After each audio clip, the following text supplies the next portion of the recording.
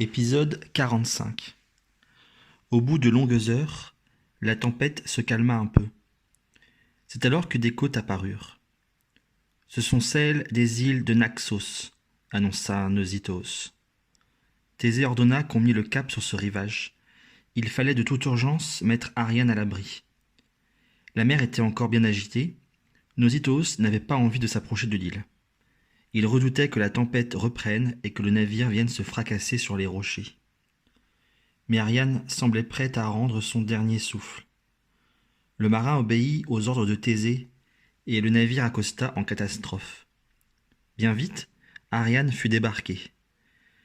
Thésée coucha la jeune fille sur le sable, il l'enveloppa dans sa cape, déposa un baiser sur ses cheveux et murmura : « Ne vous inquiétez plus, belle Ariane, vous allez passer une meilleure nuit, et demain, vous vous sentirez mieux. » Rassurée de retrouver un sol stable, Ariane poussa un léger soupir, posa la tête sur l'épaule de Thésée et s'endormit sur la plage.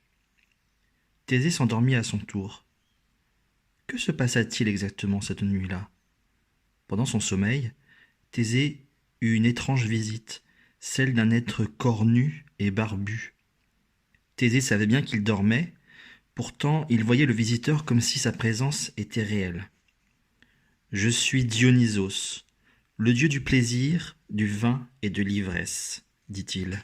« J'ai vu ta compagne Ariane, sa beauté me touche, je la veux pour épouse. Donne-la-moi, sinon... » Le dieu ne finit pas sa phrase. « Sinon quoi ?» demanda Thésée, impressionné. « Sinon, tes compagnons et toi ne regagneraient jamais Athènes vivants, » tonna Dionysos. Ces menaces réveillèrent Thésée. Il se dégagea doucement des bras d'Ariane et se leva, le cœur battant. Il devinait la silhouette de son navire, là, tout près. De gros nuages masquaient la lune, c'était une nuit noire et froide.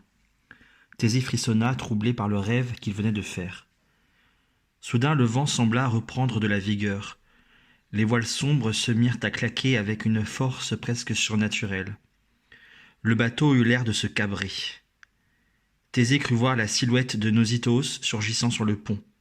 Cette fois, il était tout à fait réveillé. « Vite !» cria-t-il. « Il faut consolider notre ancrage, sinon le bateau risque d'être emporté loin du rivage. » Il se mit à courir en direction du bateau. Il bondit sur le pont et joignit ses forces à celles de Nausithos pour tenter de retenir le bateau à son port d'attache. Mais les vents qui fouettaient les voiles étaient si violents qu'aucune force humaine ne pouvait lutter contre eux.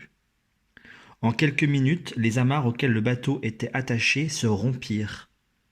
Les voiles noires se gonflèrent, entraînant inexorablement le vaisseau vers le large. Thésée jeta un regard désespéré sur la plage. « Ariane !» hurla-t-il. « Ariane !»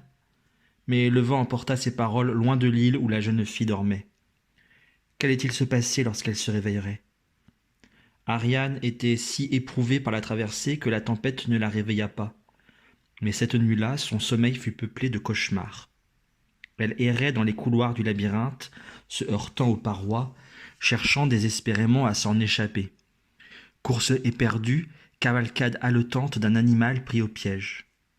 À l'aube, elle rêva de sa propre mort. C'est ce qui l'éveilla soudain. La cape qui l'enveloppait était gorgée de pluie. Elle pesait sur ses épaules comme un linceul. La jeune fille, oppressée, tenta de s'en défaire, dégagea ses bras, puis parvint à se lever. Elle chercha des yeux Thésée, puis le navire, et ne trouva ni l'un ni l'autre. Le soleil se levait sur une mer apaisée, vierge de tout bateau. Ariane poussa un cri déchirant. Seule, elle était seule. Était-ce possible ? Scrutant les vagues, elle crut apercevoir sur la ligne d'horizon les voiles noires s'éloigner. La jeune fille tomba à genoux dans le sable. « Oh monstre sans parole, ô traître entre les traîtres ! Comment as-tu pu m'abandonner ainsi sur ce rivage désertique ?» pleurait Ariane. « Thésée, que ton nom soit maudit. Je t'ai sauvé la vie et tu m'apportes la mort. Zeus, dieu des dieux, venge-moi, que ta colère retombe sur la tête de Thésée. » Le corps secoué de sanglots, Ariane s'affaissa, le visage enfoui dans le sable. Elle regrettait d'avoir trahi les siens pour suivre cet homme qu'elle aimait. mais elle le regrettait, lui, plus que tout encore, tant sa blessure d'amour était forte. Sa voix, son visage, ses mains, tout lui manquait déjà. Tout criait son absence.